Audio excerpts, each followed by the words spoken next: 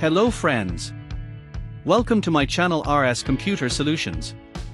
In this video tutorial, I will show how to configure a mobile hotspot on a Windows 11 PC. Select the Start button, click the left button, then select Settings. Select Network and Internet. And click Mobile Hotspot. Turn on the mobile hotspot.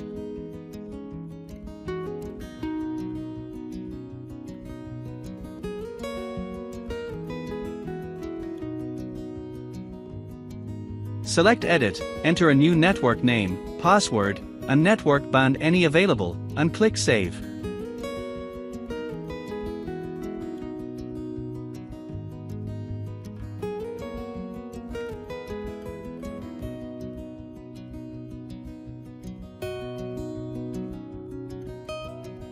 Mobile hotspot configured. Now connect mobile or laptop. If this guide helped you, don't forget to hit the like button. And if you want more tutorials like this, be sure to subscribe to the channel.